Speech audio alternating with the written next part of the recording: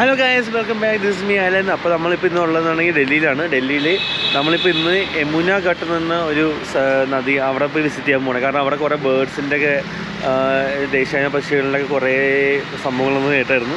അപ്പോൾ അവിടെ പോകണം. അതുകൂടാതെ റെഡ് ഫോർട്ടിൽ പോകണം. അത് ഇന്നത്തെ പരിപാടി.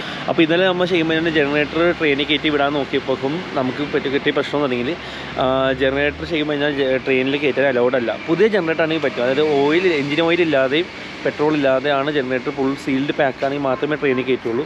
അപ്പോൾ അത് നമുക്ക് അറിയില്ലാത്ത കാര്യമായിരുന്നു. അപ്പോൾ ഇത് നമ്മൾ ട്രെയിനിൽ കയറ്റാമെന്ന് വിചാരിച്ചിരുന്ന സമയത്താണ് പറഞ്ഞത് ട്രെയിനിൽ കയറ്റാൻ പാടില്ല. എങ്ങനെ ട്രെയിനിൽ കയറ്റിക്കൊണ്ട് പോയി കഴിഞ്ഞാൽ നോൺ വെയിലബിൾ ഒഫൻസാണ്.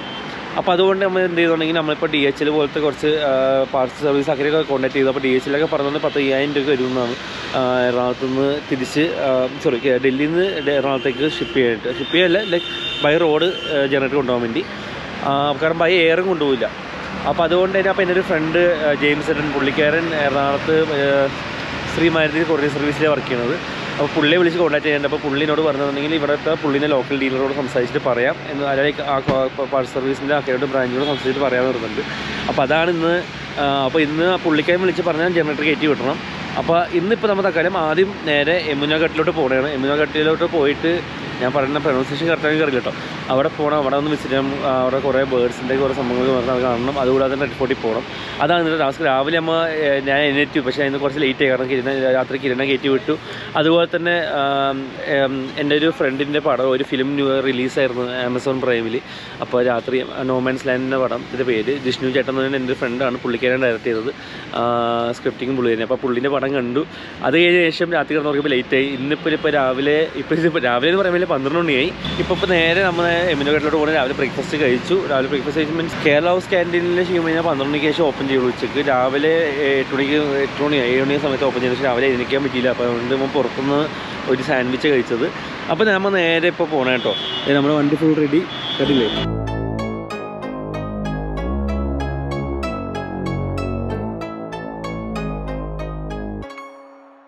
ഗൈസ്, അപ്പോൾ അങ്ങനെ യമുന ഘട്ടിൻ്റെ അടുത്തായിട്ട് നമ്മൾ എത്തിയിട്ടുണ്ട്. ഇത് ശരിക്കും ഒരു സ്ലം ഏരിയ പോലത്തെ ഒരു ഏരിയ ആണ് കേട്ടോ. കാണില്ല. അപ്പോൾ നമ്മളിപ്പോൾ കയ്യിൽ അവിടെ വെള്ളത്തിൽ ഒഴുക്കിടാൻ വേണ്ടി ഒരു വിളക്കും എന്ത് സംഭവം, പിന്നെ ബേർഡ്സിന് കൊടുക്കാൻ വേണ്ടി തീറ്റയും എടുത്തതാണ് കേട്ടോ.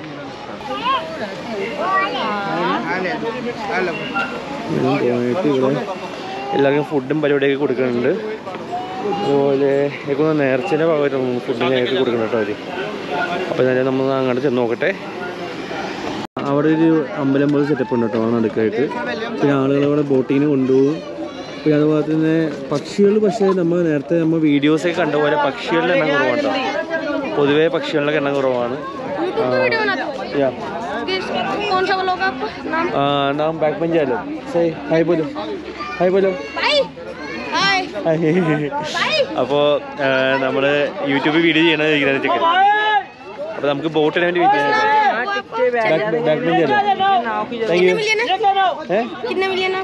നോട്ട് മില്യൺ, ചോട്ടാ പോലെ. അപ്പോൾ മില്യൺ വ്യൂവേഴ്സ് ഒക്കെ ഉണ്ടാവും ചോദിക്കണത് കേട്ടോ. ഇപ്പം കിളികൾ വന്നു തുടങ്ങി കേട്ടോ. കണ്ടില്ലേ, കിളികൾ വന്നു തുടങ്ങി. അപ്പോൾ നമുക്കൊരു ബോട്ട് വരാൻ വേണ്ടി വെയിറ്റ് ചെയ്യാനാണ്. ആ ബോട്ട് വന്നതിന് ശേഷം നമ്മൾ ബോട്ടിൽ കയറി ആ കാണുന്ന ആ അമ്പലത്തിൻ്റെ അവിടെ വരെ പോവും. അത് അവിടെ നിന്ന് തിരിച്ചു വരും. അവൻ വന്ന് എന്തൊക്കെ ചോദിക്കുന്നുണ്ട് കേട്ടോ, ഒന്നറിയില്ല. അങ്ങനെ ഗൈസ്, നമ്മുടെ ബോട്ട് എടുത്തു. നമ്മളിപ്പോൾ നേരെ ഈ റിവറിന് നടുക്കോട്ട് പോകണം. ഇപ്പോൾ റിവറിന് നടുക്കോട്ട് പോയിട്ട് അവിടെ ഈ കാണുന്ന വിളക്ക് കത്തിച്ച് വെള്ളത്തിൽ ഒഴുക്കി വിടണമെന്ന് പറഞ്ഞത്. അപ്പോൾ നമ്മൾ അതിൻ്റെ ആ വിളക്ക് കത്തിച്ച് ഒഴുക്കി വിടണം പോകണം. അതുപോലെ തന്നെ നമുക്ക് ബേർഡ്സിൻ്റെ തീറ്റയും കൊടുക്കാൻ പറ്റും കേട്ടോ. അപ്പോൾ ചെക്കൻ നൈസായിട്ട് വഞ്ചി വലിച്ചോണ്ടിരിക്കുക കേട്ടോ. കണ്ടോ, നല്ല മസിലുണ്ടെന്ന് തോന്നുന്നു. നല്ല വലിക്കുന്നുണ്ട്. അപ്പോൾ യമുന ഘട്ട് എത്തി. അതാണ് നമ്മൾ വന്ന വഴി. അവിടെ കുറച്ച് അമ്പലവും പരിപാടിയൊക്കെ ഉണ്ട്. പിന്നെ ആ സൈഡിൽ ഏറ്റവും കൂടുതൽ വേസ്റ്റ് അടിഞ്ഞിങ്ങനെ. അത് വേറെ ആളുകൾ സ്ഥിരം വന്ന് പോവും, ഫുഡും എല്ലാം ഇട്ടിട്ട് അങ്ങനെ വേസ്റ്റ് അടിഞ്ഞിങ്ങനെ കേട്ടോ ആ സ്ഥലത്ത്. അപ്പോൾ നമ്മളിപ്പോൾ ആദ്യം വിളക്ക് കത്തിക്കണം. പിന്നെ അതുപോലെ തന്നെ അവിടെ ഒരു അമ്പലം കൂടി സെറ്റപ്പ് ഉണ്ട്. അവിടെ നിന്ന് പോകണം. അങ്ങനെ നമ്മൾ അമ്പലത്തിൻ്റെ അവിടെ എത്താറായിട്ടുണ്ട്. അപ്പോൾ തിരി കത്തിച്ചു വിടണം. Bye from this wear there. Okay. അപ്പോൾ നമ്മൾ തിരി ആദ്യം കത്തിച്ചു വിടാൻ പോകണം കേട്ടോ. അപ്പം തിരി ആദ്യം കത്തിക്കട്ടെ.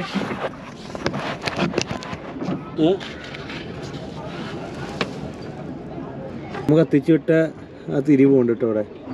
അപ്പോൾ നമുക്ക് ഈ പറഞ്ഞ ഇങ്ങോട്ട് പോകാൻ പറ്റില്ലെന്ന് പറഞ്ഞു. അതായത് ഈ അമ്പലത്തിന് അവിടെ പോകാൻ പറ്റില്ല, കാരണം അവിടെ വാട്ടർ ലെവൽ കുറവായതുകൊണ്ട് ഈ ബോട്ട് അവിടെ ചെല്ലില്ലെന്ന് പറഞ്ഞു. അവർ പോയിച്ച് ചെറിയ ബോട്ടിൽ, അപ്പോൾ അതുകൊണ്ട് നമുക്ക് ഈ ബോട്ടിൽ പോകാൻ പറ്റിയില്ല ഗൈസ്. അപ്പോൾ നമ്മളിപ്പോൾ തിരിച്ച് കരയിലോട്ട് പോകണേ. കരയിൽ പോയതിന് ശേഷം ബേഡ്സിനുള്ള ഫുഡ് അവിടെ മിനിയും കിട്ടും ചെറുതായിട്ട്. ഇവർ ഈ ശിവനെ ബോട്ടിങ്ങിന് പോകാൻ വേണ്ടി അവർ 250 ചോദിക്കും. അതൊന്നും കൊടുക്കാൻ നിൽക്കരുത്. കൂടിപ്പോയൊരു 100 രൂപ കൊടുക്കുക. 100 രൂപയും കൊടുക്കേണ്ട ആവശ്യമില്ല, 50 രൂപ കൊടുത്താൽ മതി. പിന്നെ കൂടുതൽ മെമ്പേഴ്സ് ഉണ്ടെങ്കിൽ അത്രയും പൈസ കുറച്ച് കൊടുത്തത് കേട്ടോ. അപ്പോൾ ഇതാ നമ്മൾ തിരിച്ച് കരയിൽ പോയിട്ട് അവിടെ നിന്ന് നമ്മൾ കിളികൾക്ക് ആവശ്യമുള്ള ഫുഡ് മേടിക്കണം. മേടിച്ചിട്ട് കിളികൾക്കുള്ള ഫുഡ് ഇട്ട് കൊടുക്കണം. അതിന് അടുത്തൊരുടി.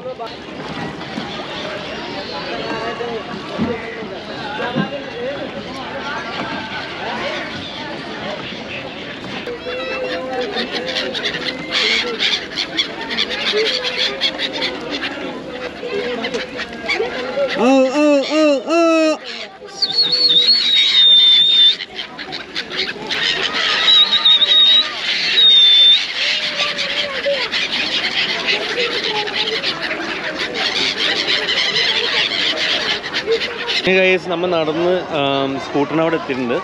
അപ്പോൾ നമ്മൾ നേരെ ഇപ്പോൾ റെഡ് ഫോർട്ടോട്ട് പോകാൻ പോകണം. അപ്പോൾ റെഡ് ഫോർട്ടിൽ പോകണം. അപ്പോൾ ഇവിടെ ഈ മറ്റേ ഈ വിളക്ക്, പഴയ മൺപാത്രങ്ങൾ, സാധനങ്ങൾ കിട്ടുന്ന കടകളൊക്കെ ഉണ്ട്. അതുപോലെ തന്നെ പച്ചക്കറിയും പിന്നെ എന്താ പറയുക പൂമാല, അവിടെ അമ്പലമാണല്ലോ. അപ്പോൾ അതുമായിട്ട് ബന്ധപ്പെട്ട് അവിടെ ചെയ്യണം, നേർച്ചയൊക്കെ ചെയ്യാൻ വേണ്ടിയൊക്കെയുള്ള പല പല സംഭവങ്ങൾ ഇവിടെ ഉണ്ട് കേട്ടോ.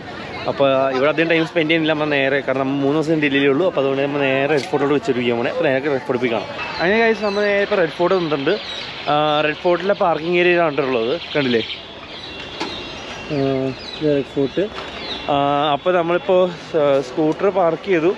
അതിനവിടെ പാർക്കിംഗ് ചെയ്യേണ്ടെന്ന് തോന്നുന്നു. അപ്പോൾ ഞാൻ പാർക്കിംഗ് അവരിപ്പോൾ എനിക്ക് സ്ലിപ്പ് തന്നിട്ടുണ്ട്, പുറത്തിറങ്ങുമ്പോഴേക്കും പേയ്മെൻറ്റ് കൊടുത്തതെന്ന് പറഞ്ഞത് ഗൈസ്. അപ്പോൾ റെഡ് ഫോർട്ടിൻ്റെ എൻട്രൻസ് അവിടെ എത്തി, സ്റ്റാർട്ട് ചെയ്തു. അപ്പോൾ നോർമലി ഇവിടെ റെഡ് ഫോർട്ട് വിസിറ്റ് ചെയ്യാൻ വരുമ്പോൾ നേരത്തെ പേയ്മെൻ്റ് ആയിരുന്നു. അതിൻ്റെ ബുക്കിംഗ് കൗണ്ടറിൻ്റെ ബോർഡ് കണ്ടില്ലേ, ഇതായിരുന്നു ബുക്കിംഗ് കൗണ്ടർ. പക്ഷേ ഞാനിപ്പോൾ ഇവിടെ സെക്യൂരിറ്റിയോട് ചോദിച്ചപ്പോൾ പറഞ്ഞു ഇപ്പോൾ ബുക്കിംഗ് ഇല്ല, എല്ലാവർക്കും ഫ്രീ ആണ് എൻട്രൻസ് എന്ന് പറഞ്ഞത്.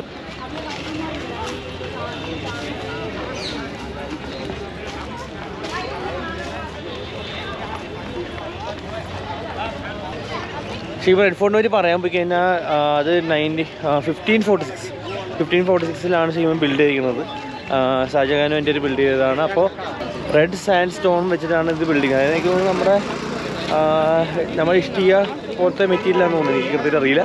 അപ്പോൾ അത് വെച്ചിട്ട് ഫുൾ ബിൽഡ് ചെയ്തിരിക്കുന്നത്. അതായത് 1546 ബിൽഡ് ചെയ്തത്. വൺ ഓഫ് ദ ഓൾഡസ്റ്റ് ഫോർട്ടാണ്. അതായത് അത്യാവശ്യം നല്ല പഴക്കമുള്ളൊരു ഫോർട്ടാണിത്. ഇതൊന്ന് പണ്ട് വെള്ളം ഉണ്ടായിരുന്ന ഏരിയ എന്ന് തോന്നുന്നത്, ചുറ്റിനും അറിയില്ല. ഫുള്ളിപ്പോൾ പുല്ലൊക്കെ പിടിച്ച് ഇപ്പുണ്ട്, നടന്നുകൊണ്ടിരിക്കുക.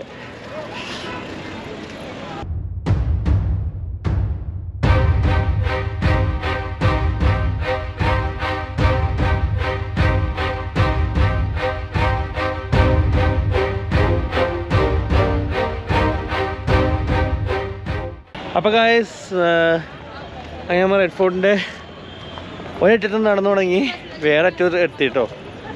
അപ്പോൾ ഇവിടെ പാർക്കിംഗ് ഏരിയ ആയിരുന്നു. പാർക്കിംഗ് ഏരിയയിൽ നിന്ന് അവിടെ നിന്ന് നേരെ നടന്ന് നമ്മൾ വേറെ അറ്റത്തെത്തി. അപ്പോൾ ഗായ്സ് ഉള്ളിലോട്ട് കയറാൻ പറ്റില്ലെന്ന് മനസ്സിലായില്ല, നടന്നുകൊണ്ടിരിക്കുകയാണ്, എന്താണെന്ന് അറിയില്ല. ഇവിടെ മുകളിലൊന്നും ആരെയും കാണില്ല കേട്ടോ. ഇത് വേറൊരു എൻട്രൻസ് ആണ് കേട്ടോ ഗായ്സ്. പിന്നെ ബസ്സിൽ വരുമ്പോൾ ആ ഒരു എൻട്രൻസ് കാണാൻ പറ്റും. പക്ഷെ അതിൽ കൂടെ വേണമെങ്കിൽ നിങ്ങൾ ബസ്സിലായിരുന്നെങ്കിൽ ആ വഴി കയറാം. സ്കൂട്ടർ പാർക്ക് ചെയ്യാൻ വേണ്ടിയാണ് ഞാൻ മറ്റേ എൻട്രൻസോട്ട് പോയത്, മെയിൻ എൻട്രൻസോട്ട് പോയത്. അയ്യോ. അപ്പോൾ ഗായ്സ് ആ വഴി അകത്ത് കയറാം. അപ്പോൾ ഞാൻ നേരത്തെ ഇവർ എൻട്രൻസ് ഫീ എന്ന് ഞാൻ പറഞ്ഞപ്പോൾ ഞാൻ ഓർത്ത് ഇനി കോവിഡിൻ്റെ ഭാഗമായിട്ട് അവർ കട്ട് ചെയ്ത് പോകുന്നു. അങ്ങനെയല്ല, അകത്ത് കയറാട്ടാ. ഹലോ.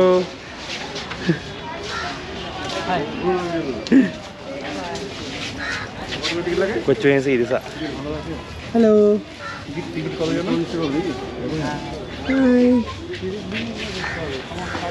ചിരിക്കുന്നുണ്ട്, നൈസായിട്ട് നോക്കണ്ട്, ചിരിക്കുന്നുണ്ട്. പക്ഷേ നോ ഐഡിയ.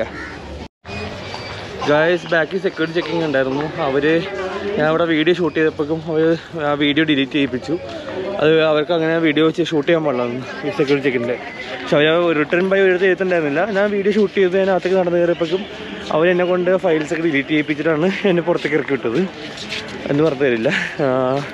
ഇപ്പോൾ നമ്മൾ റെഡ് ഫോർട്ട് അത് പറഞ്ഞു നിങ്ങൾക്ക് പിന്നെ ഉള്ളിൽ ഷൂട്ട് ചെയ്യാം, സെക്യൂരിറ്റി ചെക്കിങ് അവിടെ ഒന്ന് ഷൂട്ട് ചെയ്യാൻ പാടില്ല. അപ്പോൾ അവിടെ ഞാൻ പറഞ്ഞു അവിടെ ഏരിയത്തിനായിരുന്നില്ല അങ്ങനെ വീഡിയോ ഷൂട്ട് ചെയ്യാൻ പാടില്ലെന്ന് വരും. അപ്പോൾ അവർ ഇല്ല അത് ഇവിടുത്തെ റൂളാന്ന് പറഞ്ഞു. നമ്മൾ ഓക്കെ എന്ന് പറഞ്ഞു.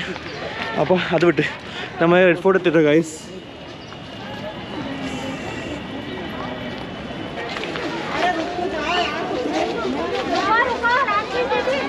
ആ പണ്ടത്തെ കാലത്ത് ഇത്രയും വലിയൊരു കൺസ്ട്രക്ഷൻ, അതായത് പഴയ കാലത്ത് ഇത്രയും വലിയ കൺസ്ട്രക്ഷൻ എങ്ങനെ പോസിബിൾ ആണെന്ന് നമുക്ക് അറിയില്ല കേട്ടോ.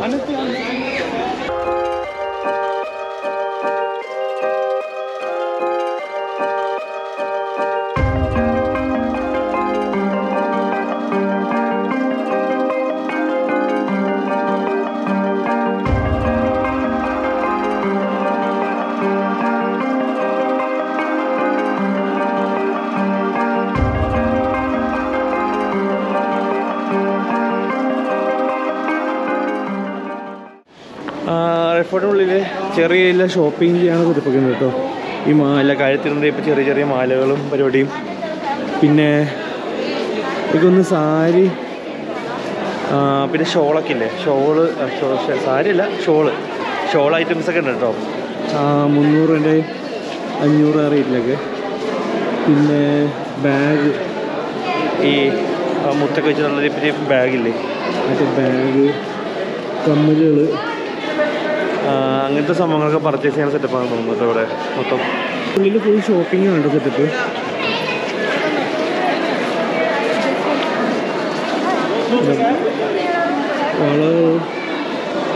വളയൊക്കെ ഉണ്ട്,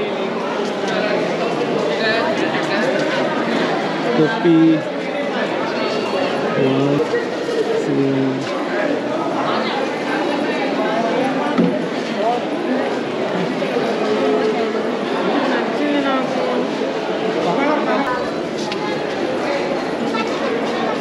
ഇവരത് മൊത്തം ഷോപ്പിംഗ് ആട്ടോ.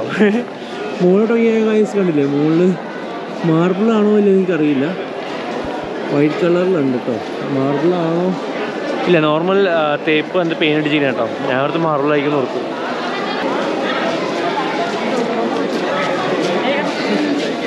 ആർക്കെങ്കിലും എന്തെങ്കിലും ഗിഫ്റ്റ് കൊടുക്കാൻ ടൈപ്പുള്ള ആക്കാനാണെങ്കിൽ ഇവിടുന്ന് മേടിക്കാൻ പറ്റും കേട്ടോ. എനിക്ക് റെഡ് ഫോർട്ടിൻ്റെ ഒരു മതക്കെട്ടിൻ്റെ ഉള്ളിലോട്ട് കയറി, അതന്നെ റെഡ് ഫോർട്ടിൻ്റെ ഒരു മതക്കെട്ടിൻ്റെ ഉള്ളിലോട്ട് ഇറങ്ങി. റെഡ് ഫോർട്ടിൻ്റെ അകത്ത് തന്നെയാണ് സ്റ്റിൽ. കുറേ വഴികളുണ്ട്. ഇത് എങ്ങാടാ പോകേണ്ടത്, എവിടെയാണ് പോകേണ്ടതെന്ന് അറിയില്ല.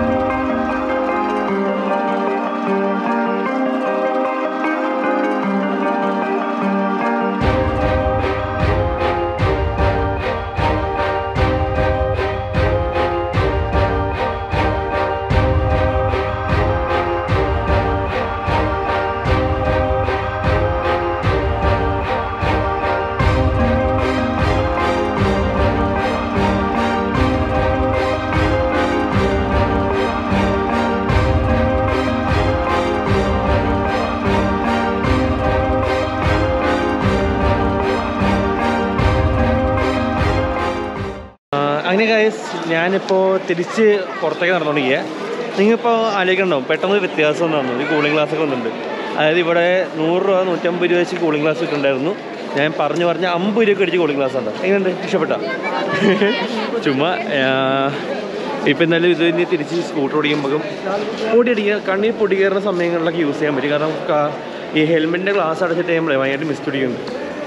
അപ്പോൾ ഞാൻ റെഡ് ഫോർട്ടിൻ്റെ പുറത്തേക്ക് ഇറങ്ങിക്കൊണ്ട് ഞാൻ ഉള്ളിൽ നടക്കാനാണെങ്കിൽ കുറേ അധികം നടക്കാനുണ്ട്, കുറേ അധികം എക്സ്പ്ലോർ ചെയ്യാനുണ്ട്.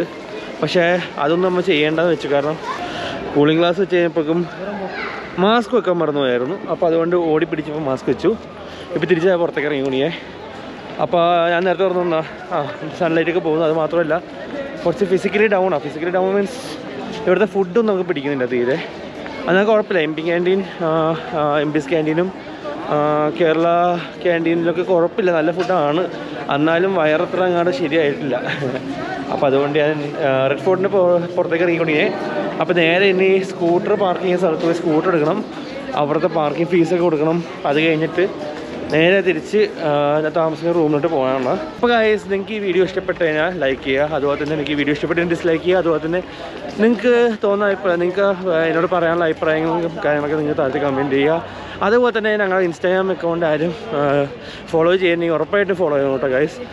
അതിനാണ് ഏറ്റവും കൂടുതൽ ലേറ്റസ്റ്റ് അപ്ഡേറ്റ്സ് ഒക്കെ പെട്ടെന്ന് വരാറുള്ളത്. യൂട്യൂബിൽ ഞാൻ കുറച്ച് വൈകിയാണ് പോസ്റ്റ് ചെയ്യാറുള്ളത്. അപ്പോൾ ഗൈസ്, ബൈ ഗൈസ്. അപ്പോൾ ഇനി അടുത്ത വീഡിയോ കാണാം. അതുവരെ ബൈ.